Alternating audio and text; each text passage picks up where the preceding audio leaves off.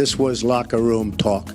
I'm not proud of it. We've seen him rate women on their appearance. Let's pretend for a moment that the biggest headlines out of Sunday night's presidential debate had nothing to do with sexual assault allegations or non-handshakes or threats to jail political opponents, but instead were about policy.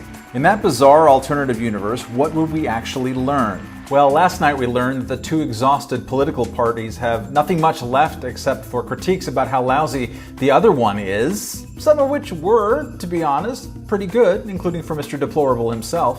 She talks in favor of the rebels. She doesn't even know who the rebels are. But look at what she did in Libya with Gaddafi. And sure enough, when the most hawkish Democrat this side of Joe Lieberman talked about her solutions for the war-torn Middle East, it was a word salad of safe zones and no-fly zones and wishing really hard that good things would happen.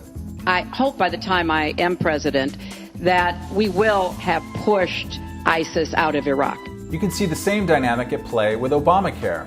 Trump rightly points out the problems. Their method of fixing it is to go back and ask Congress for more money, more and more money. We have right now almost $20 trillion in debt.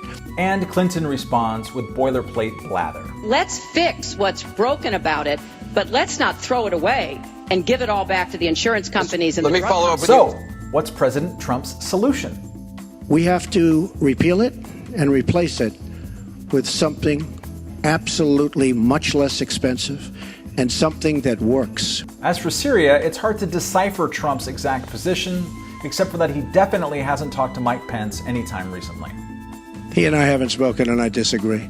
I disagree. You disagree with your running I think we have to knock out ISIS. Hillary Clinton was at her best Sunday night when explaining why Donald Trump was not fit to be president, a judgment with which I and about half the Republican caucus in the Senate at this point agree.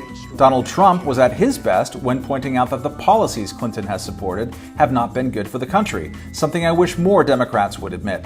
But is there a positive case for Hillary being fit for the White House? Are there Trump policies that are going to turn this mother around? No. Of course not. What were you thinking? It's just awfully good that someone with the temperament of Donald Trump is not in charge of the law in our country. Because you'd be in jail. Secretary Clinton.